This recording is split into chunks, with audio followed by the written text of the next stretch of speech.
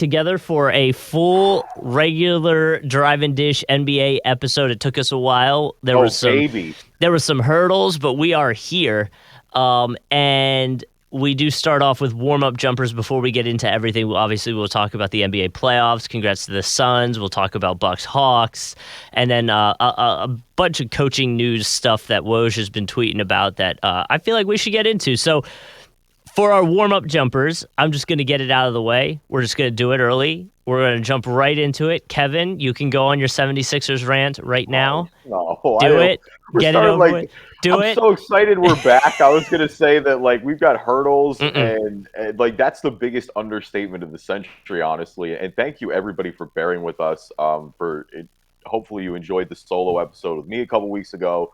Shout out to Justin and shout out to our guy Carlton KB for coming on last episode, holding it down, bridging the gap a little bit. Yeah. It was just the perfect landslide of timing too, because it was a busy month for Justin and I to begin with. So we were already kind of recording episodes differently, and we'll get into it eventually what has happened here on that front, because I don't think we're still at liberty to talk about it. So I'm going to keep that on zip for now. Then you went all NBA banana boat vacation on me for a week.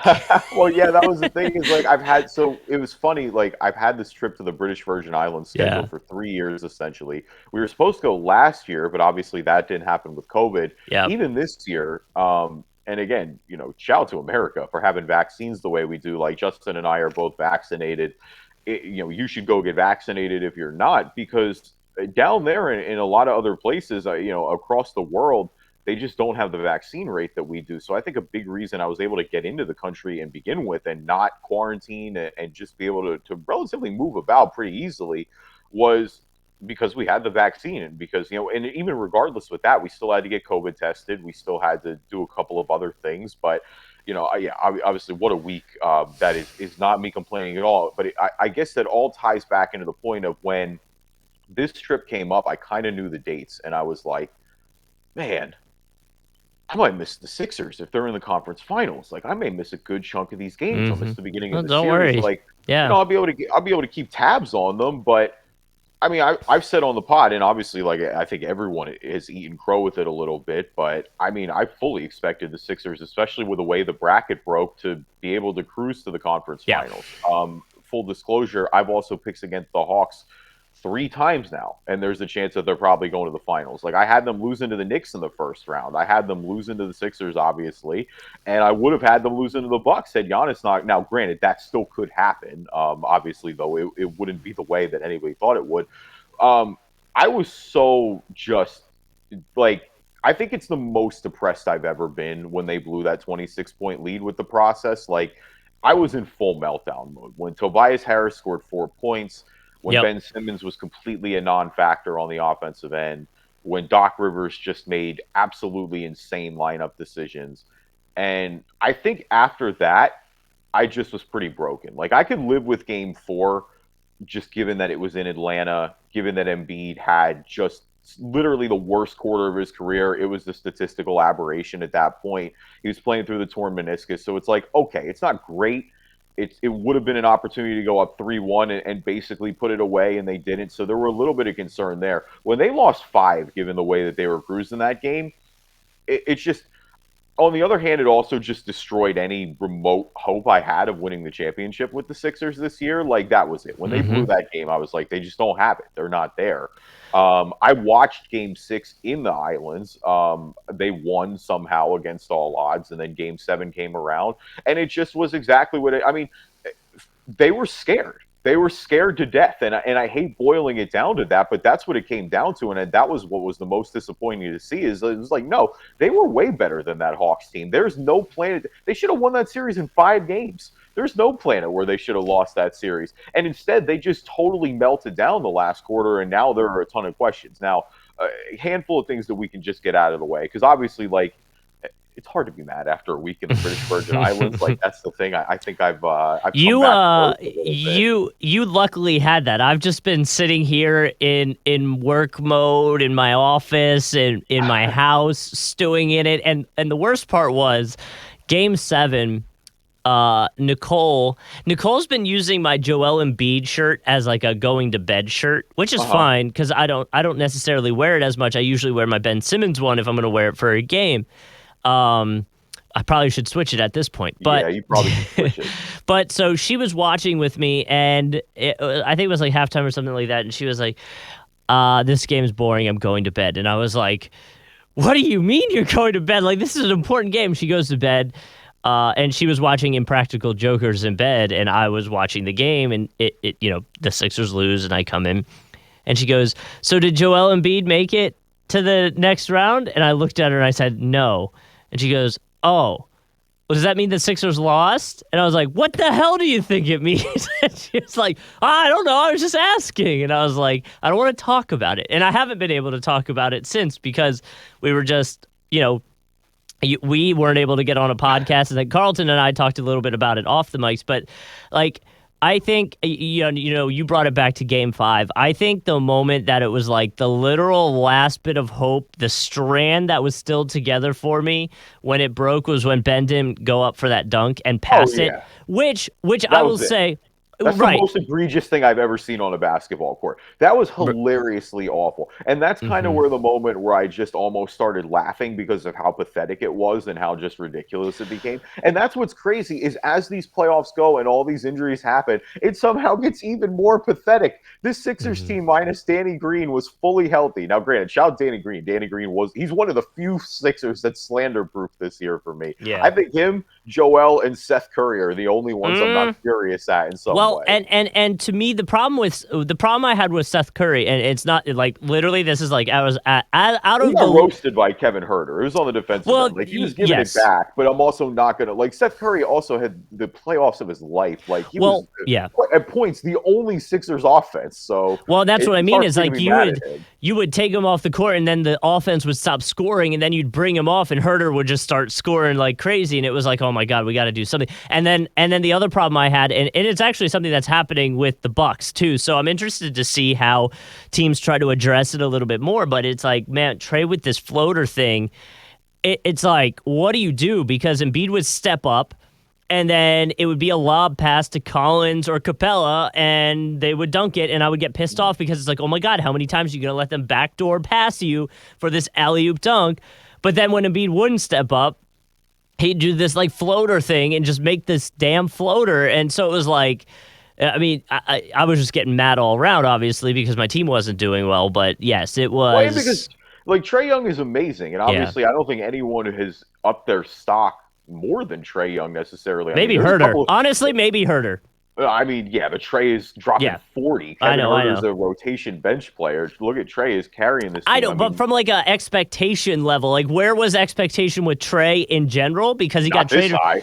Nah, but he got traded for Luca, so there was always that like he has to eventually be this guy. Where Herter, like I remember we talked about him and we thought he was going to be decent role player, but then it's like he's coming out here and he's dropping 22 and locking in games for him when the Sixers held Trey Young to like 11 points in the last game, which means the Sixers should have been up by like 20, and they weren't because Kevin Herter was going off. Oh, I'm fully eating it. Well, and that was what was more frustrating is it's like you couldn't have got a Trey Young couldn't have really played worse until the Yeah. fourth quarter in that game. And the fact that they weren't, like you said, able to take advantage of that, and which makes it all the worse. I mean, I guess because we'll get into the Hawks more in a second. I'll go back to Trey Young's. I mean, Trey, I got to be honest. I didn't even think Trey Young was that good going into the season. I thought he was kind of overrated. I thought he gave a lot back on the defensive end. I thought there were limits to what he could do offensively, and I thought his teams had never been good. Whoops. Okay, I'm going to eat Hmm. crow on that one real Do quick. you? Trey Young is amazing. He plays a disgusting brand of basketball. Like if I have to watch Trey Young jump into a player one more time, I'm going to lose my mind. Yeah. But I Well, mean, he's hey, undoubtedly listen. good. I, He's grifting, but he's good. Well, but also, that is something that the NBA changed for next year. It's not going to be a rule Yeah. anymore. So we'll see where that goes. But to that, and I brought this up with Stuart. Stuart listens all the time. We appreciate him, and he chats with us. But Stuart wouldn't go down the road I was trying to go down because I asked him if he were to redraft, Trey and Luka's, draft class, how would it go? And he still said, he said Luka was going to be number one and then Trey number two. And I said, Yeah. depending on the results of this playoffs. If Trey goes the whole way, wins it all, you have to put him over Luka at that point, No, I right? still don't. No, I don't. I Mm, think Luka's that good. I think Luka's already a top 10 player. I think Trey Young is a really good player who is a full-blown superstar and is fully up his stock and has definitely made a lot of people, including myself, eat crow in this playoff run. I think Trey Young also has a really good supporting cast that has been probably underrated to this point, that we talked early in the year about how the Hawks spent $152 million on, that I also think is shining in these playoffs as well. This is yes. obviously Trey's breakout moment, and he's the guy on that team, so he should be given all the credit in the world for that. But I think, I look at Luka and their failures to that supporting cast. I mean, other Yeah. than Timmy Hardaway, they pretty much all disappointed when it comes to the Dallas side, where I'm looking at Atlanta with Lou Williams, with Kevin Hmm. Herter, with Bogdanovich, with Clint Capella, with even Yeah. Okongwu playing big minutes for them. What a spark he's been for them, with Gallinari coming off that bench. Like, Atlanta has a ton of good players, and I think that's probably what everyone collectively slept on it, and what allowed them to get to this point is that no, they have a really deep roster that's filled with veterans who have all been here before, and a good burst of young talent as well. I mean, what's crazy is they're missing DeAndre Hunter too. He was one of their bigger rotation players, and they don't even have him in this playoff run. But I no, there's still no planet where I'm taking Trey Young over Luka. Like, if he Luka does is it, one of the best basketball sure. players I've ever seen at his age. Like, it's unbelievable. I think every franchise would take, like, there's not really that weakness to the game. Like, Trey Young will never be a great defender. Luka, I don't really think has that. Like, he'll never be the most athletic, I guess, but his weaknesses are a lot less glaring than Trey's is. But Hmm. I mean, Trey is clearly going two in that draft, and that's not even meant to be an insult. Like, that draft is crazy looking back the way at it. Because DeAndre Ayton, who went number one, and I think probably would have been arguably lower going into this season, because I think it was still a lot of potential. He hadn't necessarily reached it, but given the playoffs that he's had, I mean, he's the clear number three. Like, that's one of the better. If these guys all pan out the way that they've been playing in these playoffs, like, that's one of the better 1, 2, 3s that we've seen in quite a while. Oh yeah, well, and that's why it came up is because that draft class. If you go back and look at it, there's a lot of big names. I'm like we were already kind of talking about. There's Herder was on there too, and so Yeah, it's like that's Mikal what. Bridges is in there. And that's Another what. Sixers want to just stab yourself in the heart moment, because it's like I Hmm. still never understood that moment. That That trade, was that's one of the worst of all time. But yeah. I guess kind of going back to, but I mean, no, I'd still take Luka over Trey. My final thoughts, I guess, with the Sixers going out of it, so we can move on and do warm up jumpers, is number one, like, this sounds crazy, but I would fire Doc Rivers. I'm not letting Doc Rivers come back. It's just the writing's on the wall. Doc Rivers is the most overrated head coach in NBA history. He's a good Which coach. is He gets you to a wild, certain point, but it's but just I've seen this movie before. it's so wild to me because I bet if I asked you about Doc, even back when you recorded the solo episode, you probably would have been, yeah, bring him back. You Yeah, oh, know? for sure. They were up 2-1, and I think that they would have felt. I would have felt a lot. I mean, after game, that's what's so spectacular about it is after game three. Like, I was stressed going into game three, but after the way they dominated that game, I felt great about them moving forward. I thought Ben Simmons had his best playoff game ever in game three, and that's what's just so astoundingly bad here. Now, I thought they were going to trade Ben immediately. I thought Joel's comments were pretty damning. I think they're in a permanent win now mode with Joel Embiid, and I think it's clearly not working right this second. I don't know what the value is. There's a report out there that they turned down a deal for Malcolm Brogdon in a first, which in a weird way made me feel better than I did about it, given how awesome Brogdon's been, and Hmm. given, the fact that you're still able to get a first rounder on it. Like, it's crazy that I'm wondering if I can get a good player at this point for a guy who was finished second in defensive player of the year voting, who does everything so well on a basketball court. But the reality is those fatal flaws did hold them back. Like, it did get, and then the point is, everyone compares Ben to a lighter version of Giannis, but I guess what's frustrating, what the difference is for me, is that when Giannis misses free throws, he keeps on attacking. He never stops going at the rim. He keeps going with his offense. We're like, that dude, that Ben Simmons missed dunk, like, that is a full mental breakdown. Hmm. Like, you didn't dunk the ball when Trey Young was in your sight. Trey wasn't have stopped it anyway. Like, but there's no plan where you shouldn't have thrown that. At the absolute worst, it should have been a reverse layup. Instead, you passed it out. Like, and Joel was right. That to me was when it was just over. They were Hmm. fully broken after that point, because they still, after all that, could have gutted out that game. And the Hawks were playing kind of bad in the fourth quarter at points. Like, it looked like they could have put that game away. The crowd was ready to explode, and they just didn't. They weren't mentally there. Like, it was all these guys were down the stretch. Tobias Harris was missing layups. Like, he's another one where, which is crazy, because at points, so many points during the season, he was the team's closer, and it looked like he was that guy and had grown into that guy. But I mean, the teams that are healthy in this playoffs and don't succeed are the ones that really you got to look at making structural changes. And I look at that with the Sixers. I look at that with Portland, and I look at that with Utah now, where it's like, yeah, you need to go back and you need to Boston too, reevaluate right? everything you've done to this. Boston too, but I mean, they already kind of have by Yeah. trading Kemba Yeah, Walker yeah, yeah. and by moving on and having the front office now with Brad Stevens and a couple of other moves, obviously, and now going out and making a coaching hire as well, which we'll talk about a little bit later on in the show, but. I don't know if they're going to trade Ben.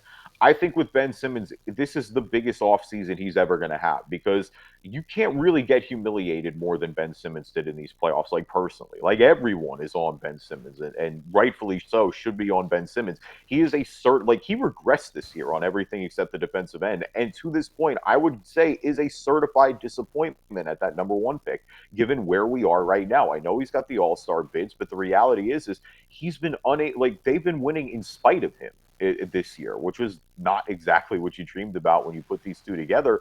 So we're going to see what happens. I mean, I don't think Ben Simmons needs to learn how to shoot three-pointers, but I think he needs to learn how to shoot free throws. And I think he needs to go to therapy or whatever it takes to get out of this mental block and Mm-hmm. continue to have him being aggressive. We saw what he can do in game 3 when he's aggressive. It just makes this team ceiling so much higher. I also think there's a chance that they just move him. And obviously the pipe dream scenario is where you get Dame. Now, I think that's a pipe dream, and we'll see if he actually goes out of Portland. I think the next best scenario is that Bradley Beal wants to leave Washington, and you're able to somehow get him. Maybe it's a deal involving CJ McCollum and other pieces in Portland as well. I don't know. Brogdon in a first, though, at least makes me a little more optimistic about Ben Simmons' value if they decide to move on. Did But it? Because that when I saw that, I was like, oh, that's all. Like, oh, it's disgusting given that they yeah, probably could have moved him for Harden at one point this year. And so, of course, I think, but you got to understand, I mean, a good player in a first rounder, like, I didn't know if a people would good, trade that in the first round. I know Ben Simmons' yeah. potential is there, but Ben Simmons is also owed a lot of money. But I would also say with Brogdon, it's a good player that has some injury risk, and I'm not saying Ben I doesn't mean, and that's stuff like fair. that. But there's injury risk there that worries me too. Yeah, I mean that's fair, specifically with Malcolm Brogdon. But I'm more talking the caliber of the player, I Mm-hmm. guess, than I am about the injury risk. But I mean that's definitely fair.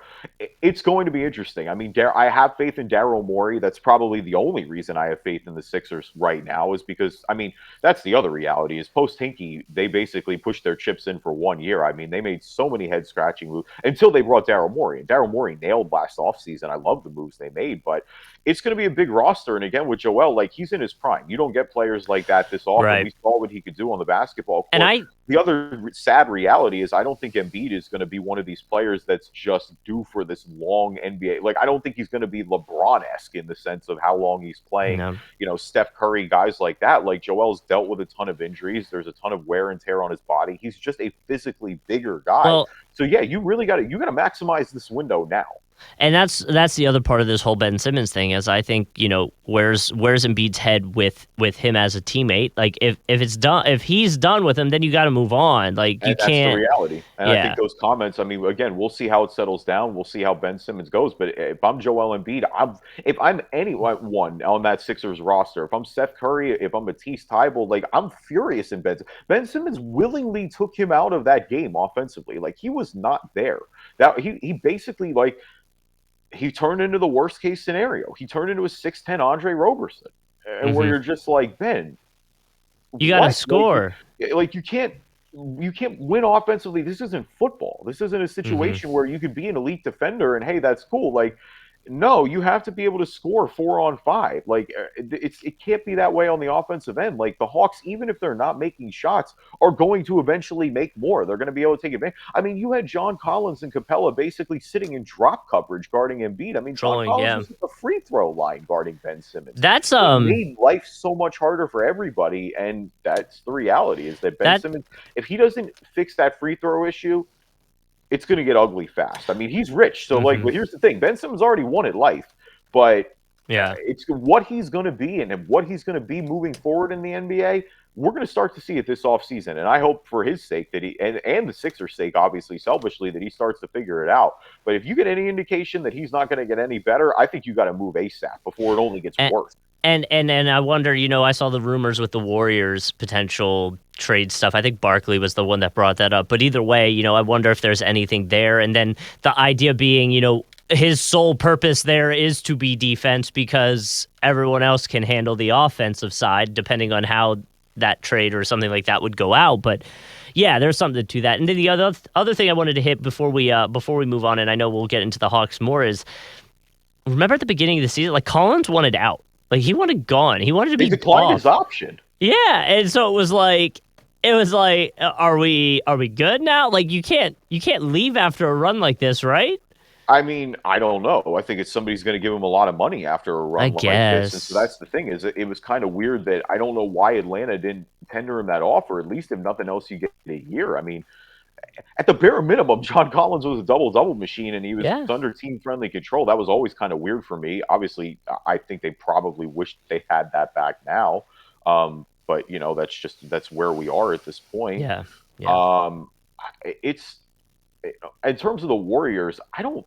I mean, I get why they want Ben Of Simmons. That makes a course. ton of Yeah. sense. But what do the Warriors have that the Sixers are interested in? Like all their draft capital is in the future. That doesn't help them win now. James Wiseman obviously is a center. He doesn't really help when you have Joel Embiid. Right. I'm not trading Ben Simmons for Andrew Wiggins and some combo of other players like that. They don't really have Well, that's like definitely unless the from Warriors are giving me Steph or Clay, and I don't think they're either not. one of those things is happening. So And it's kind of like, honestly, what are we doing here? I get it, why the Warriors are interested, but I don't get why the Sixers would be. and honestly, I know this is going to come off as weird. Like, yes, obviously, if you have a chance to get Klay Thompson on your team, you take it. But I am very concerned about the injury 2 years in a row for an entire season, and we already know he's not going to be quote unquote ready for the beginning of next season. So it's like there's a lot of injury there as well with the wonder of what might go on with Clay this year, and I actually have him as my ball in this year or this week, so we'll get into him a little bit more. But the other warm up jumper, obviously, we're recording this on the 3rd, but this weekend, the 4th of July, obviously a lot of fun to be had, drinking and partying and celebrating the USA. And I had some funny stats is that the National Hot Dog and Sausage Council, which I think it's hilarious that there is one of those things. Like, could you imagine saying, like, oh, what's your job? Oh, I work for the National Hot Dog and Sausage Council. That's a weird thing to have. But either way, they said that obviously this weekend's going to be the most like hot dog eating weekend, and they predict that Americans will eat 150 million hot dogs just this weekend, which is obviously the most of any day out of the year. Yeah, I mean, it's an elite grill food, and I think that's just what it all comes down to. I mean, obviously, the hot dog eating contest is this weekend as well. Yeah. See if Joey Chestnut can just continue to eat a Have disgusting you amount of hot dogs have in you 10 minutes, there's however a many minutes it is. ESPN put out a 30 for 30 on Chestnut. I don't know if you had a chance to watch that. It is crazy. I should Because watch it. I did who's see it? they put it out. I haven't watched Who was his rival? Oh my gosh, I can't it. remember. Kobayashi. Yes, Kobayashi. So it goes into both of them and talks about how like they were always competing and all that stuff. And I mean, Chestnut's been doing it for like 20 years now. Like he came in at like 20. He's like in his 40s, almost 50 now or something like that. So it's craziness that that those guys can do that. He is also on TikTok, by the way, and he does random like challenges. Like he chugged an entire liter of club soda, and Oh God, that's disgusting. yeah, and then held his burp in as long as he could, like because you're burping after that, like Yeah, why would like you can't chug seltzers or anything like no, that for people who are drinking the White Claws or whatever this weekend.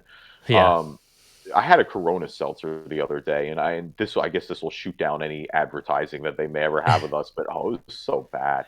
And I like Corona beer. Like give me Corona with lime all day long. But that seltzer was It disgusting. sounds I don't necessarily know why this is. I've never tried the Bud Light ones, and I know that as another potential sponsor. They're Stuff. good. No, Are they're they good. I okay? like them. Yeah, No, so genuinely, yeah, they're good. I know a few people in our radio cluster are sponsors of those guys. So I've never tried them. There's the Truly, which Truly came out with the tea seltzers, but I'm not a big fan of like sweet tea and stuff like that. So Yeah, that's same with me. So I it's like didn't. unfair Yeah, to judge it.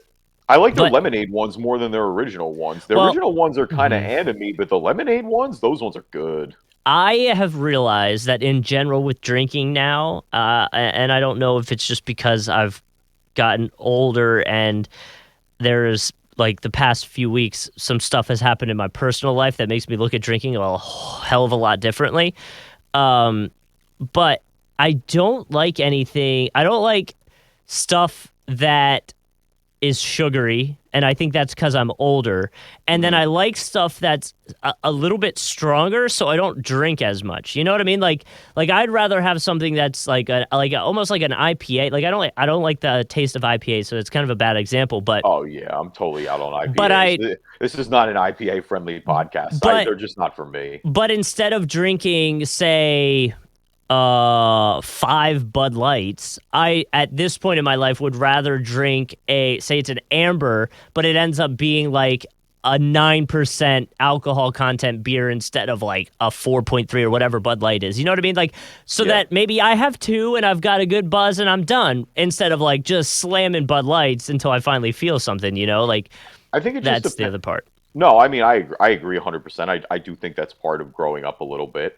Yeah. I also just think like it depends on the situation. Like for me, the reason like that White Claws I've come to enjoy so much in Florida is because it's just hot all the time. Like it's Yeah. July right now. It's summertime. I mean, it's raining here in Orlando, Kevin, but the elite move, and I learned this the other day. uh-huh. Okay, you like Coronas in general, right? Yeah, for sure. Okay, so the move you have to do in Florida, and this is probably for any really really hot state. So the southern states, you go and you get the 8-ounce beers instead of the 16-ounce. Uh-huh. Okay, like the Corona Ritas or whatever they're called. Yeah, yeah, yeah.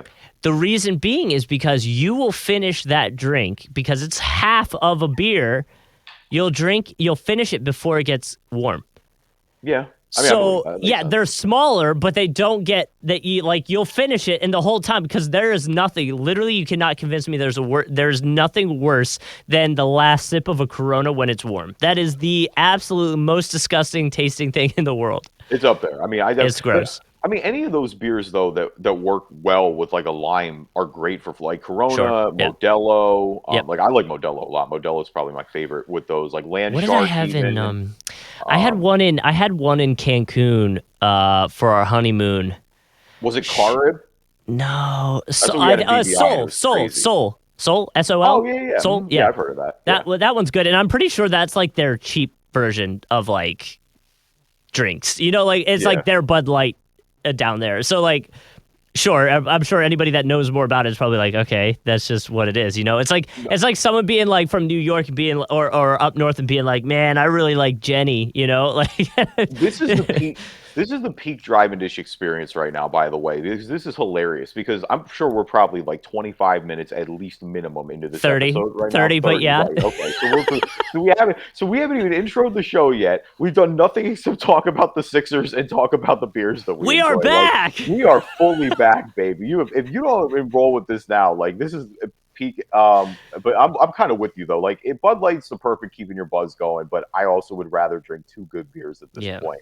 It just agree. depends on the temperature, but that's specifically a Florida thing, I think. Yeah. Welcome everybody to the Drive and Dish NBA podcast. My name is Kevin Rayfuse. Joining me as always, my co-host Justin Kuzart. If it ain't crack, let her run track. Bro, I saw this tweet and legitimately laughed out loud immediately as soon as I saw it. Shout out to Rookie of the Year LaMelo Ball. Listen, because we could get into a whole long discussion about that.